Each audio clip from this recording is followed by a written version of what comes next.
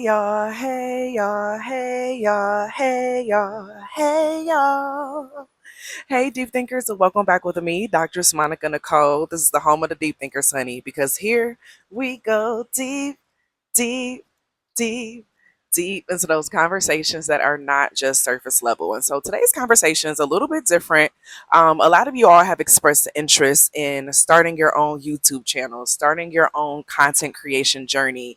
And I wanted to create this video as someone who has monetized 3 YouTube channels over the course of my time being on YouTube, this one being my third channel that I've monetized, and it's enabled me to be able to be full time within content creation. And so I wanted to share 10 major things that I've learned that I have as advice for any one of you all who are considering starting your personal content creation journey, to make it a full time opportunity for yourself. Okay.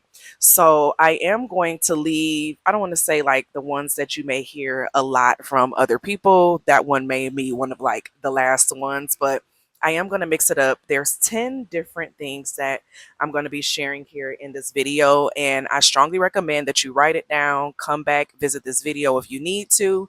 And if you want to take it a step further, I do have membership tiers here on the channel, in which my architect tier, which is the tier where I offer a monthly Q&A session. Currently, there is no one on that membership tier yet. So you join, you'll be the first one. That's a sign for somebody with them bells. But you join, you'll become the first one, and it'll be like in the first session, you have one-on-one time with me. So I want to first start off with number one. And the first one is to engage in spaces where your community is at and stop sharing your links everywhere. This is something where a lot of people don't realize that every time you share your link places, that affects your click through rate here on YouTube. And as that click through rate reduces, your video stops being pushed out as much. So you want to make sure if you're sharing your links places, you're giving it to people, who are actually interested in what it is that you're talking about, that they're actually interested in, and whatever it is that your video is about, what your content is about, because that can negatively hurt your content. But then also, you know, a lot of people think just showing up in other people's comments and saying, "Oh, I have a YouTube channel, come check me out." That's not going to make people want to click on your stuff. I've never clicked on anyone's channel who was in my link saying that they do YouTube too, because you have to learn the understanding of connecting with people and allowing people to find you in a natural way. And oftentimes that can show up as being a little bit desperate when you do that. You got to think about human psychology and how we operate, what makes us click on certain things. And so you want to attract, not chase, when it comes to creating on YouTube. The second one, stop stalking the numbers. Okay, stop stalking the numbers. How many subscribers you got, what this is, and how many people did this. You are going to drive yourself insane by doing that. And that is going to work against you more than it is going to help you in the long run. I'm telling you right now, you got to play this as a long game, but then understand it from a psychological perspective. When you're just chasing the numbers, you're stalking the numbers every day, you're adding extra pressure on yourself, and you're no longer allowing the universe, the algorithm, all that jazz to work in your favor. And we're going to get into how you can allow it to work in your favor in a second. But when we look at it from the spiritual and the psychological perspective, when you're stalking the numbers, when you have a hard time just letting it flow and letting it go, you're literally making it harder for your growth. So very similar to the saying growing up, a watch pot never boils. Stop watching the pot. When you put the pot on to start boiling, start cutting up your vegetables, start rinsing off your meat and seasoning it and things of that nature. You want to start preparing in other spaces while you are still creating that process. Okay. Number three, know the difference between titling your videos for scroll optimization and search optimization. So a lot of you all, most likely, most of my views come from people scrolling and finding my videos versus it being in a search optimization. Now, what's the difference between both? SEO, search engine optimization, is where you're titling your video according to things that people are searching for, the things that people are putting into the internet. So how do I do this? Or ways to do this, ways to make money, ways to, or how do I tie my shoe, right? That is considered search engine optimization. But when you're titling for scrolling, optimization. You're creating titles that connect to people emotionally, that connect to people mentally, that connect to your community in a way where they understand. So these are the types of videos where you see they have a random ass title, but people click on it, okay? Because it was in their most times it's on like your home screen, your suggested feed, your recommended videos, things of that nature, is because those videos are optimized for people who are just scrolling for resonation.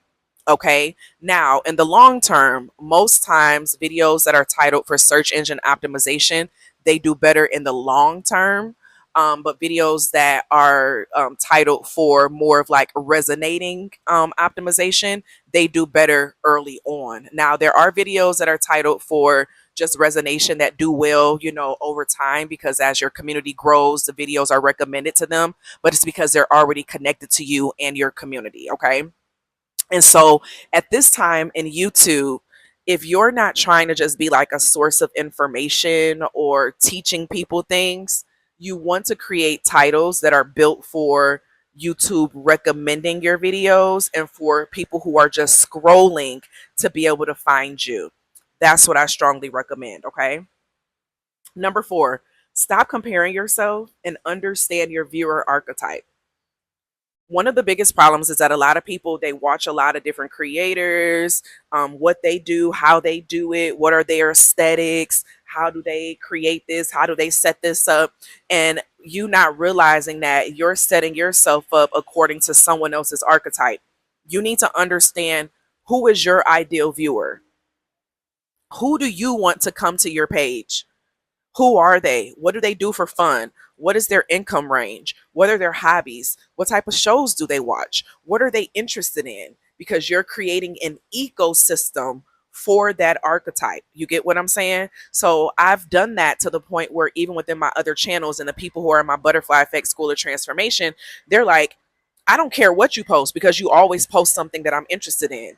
You always post something that can help me on my journey because I've created this ecosystem of content and information that aligns with my ideal person.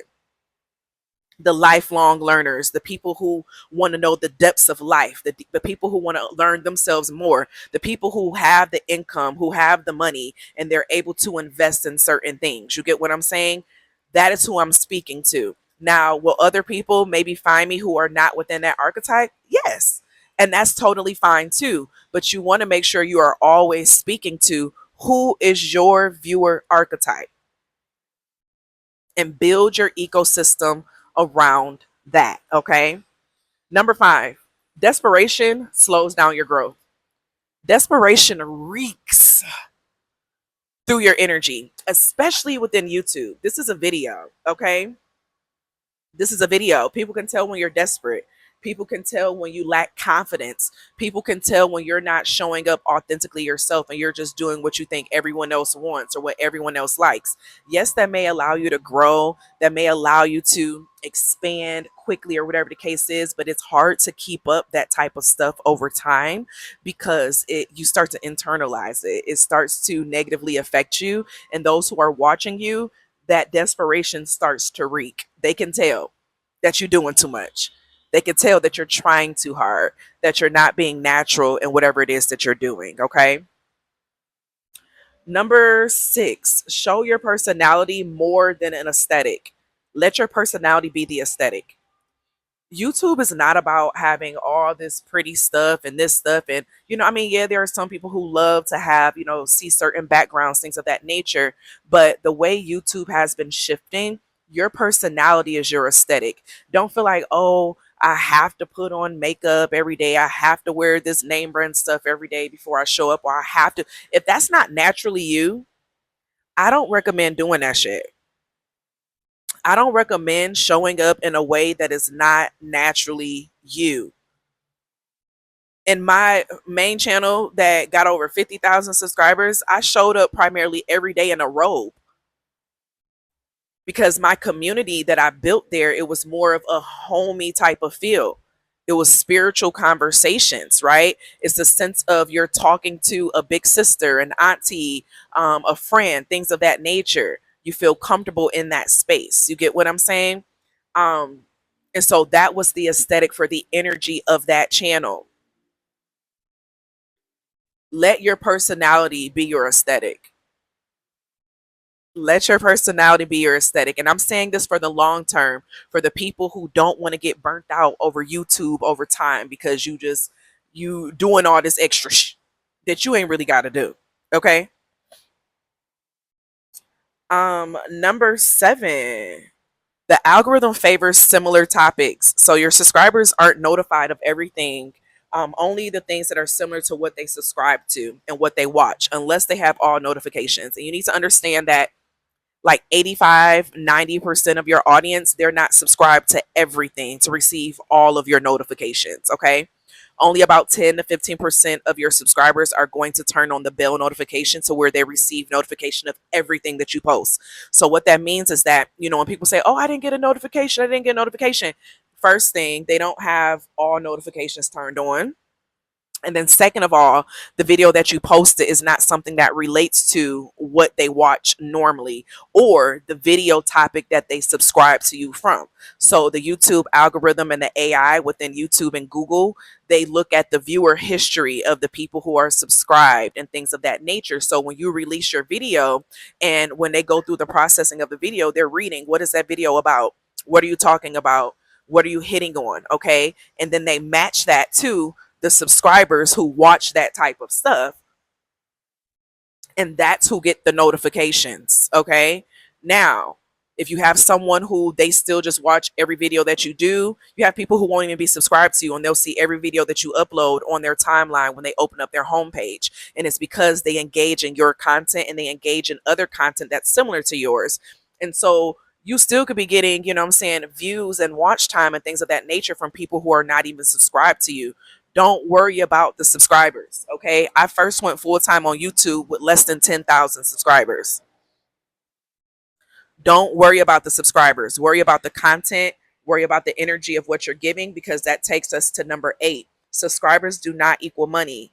The CPM, okay, of your topic, it goes off of your target audience and what are their likelihood to spend money. So the CPM, every channel has like an average CPM, which is basically how much you make per 1,000 views. Now, this is for the people who are now monetized on YouTube, okay? But as you're building up your channel, you need to have an understanding of this as well, because you need to know what bracket you're being put in. Certain content pays more than other content. You have some channels they make $2 every 1,000 views. You have some channels that make $40 per 1,000 views. It all depends on the content that you're making and the type of viewer that you are bringing in. And so how do they decipher that? There's a reason why business topics that talk about money, things of that nature, it makes more, because people who are engaging in that type of content, they're more likely to buy things. They're more likely to spend money. If an ad pops up on their screen, that ad is highly optimized for that viewer. And most likely they're going to click on it. They're going to look at it. They're going to go deeper, because those are the type of people who typically invest more in certain things. You get what I'm saying?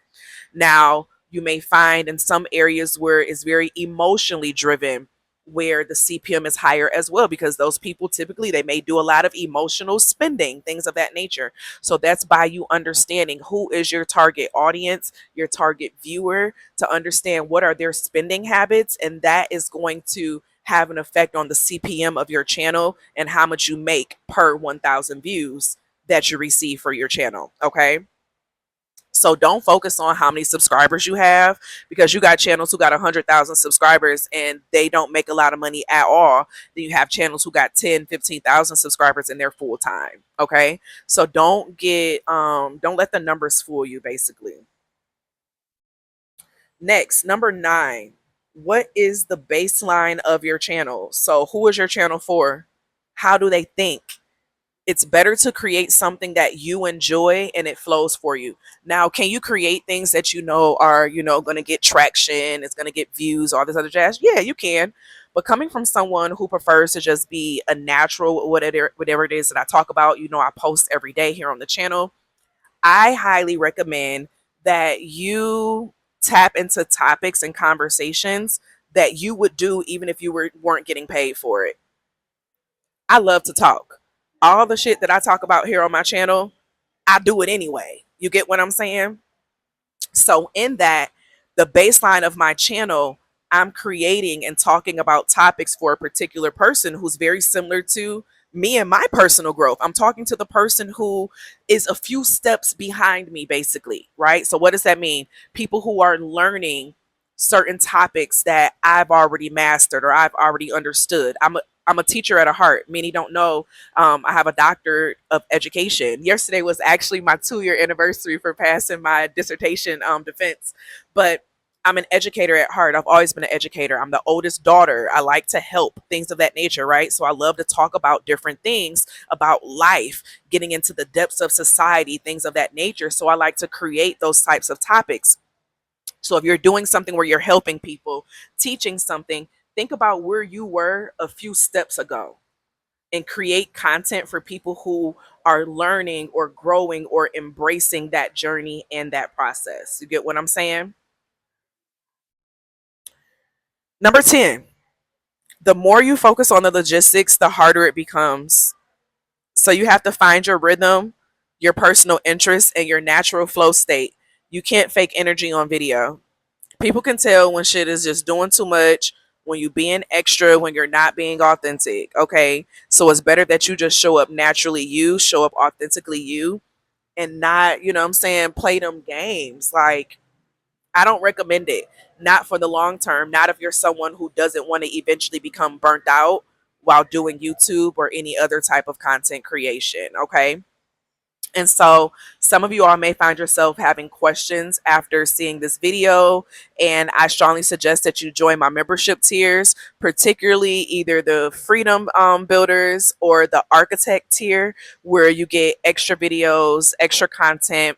The next video that's coming up, I'm going a little bit deeper into my personal journey and different tips and things of that nature that would be beneficial for you. And on the architect level is where you have the access to the monthly Q&A session that I am starting this month. So definitely get subscribed to that. If you're not already a deep thinker here on the channel, go ahead and get subscribed, become a deep thinker, tap in with the other videos that I've posted here on this channel.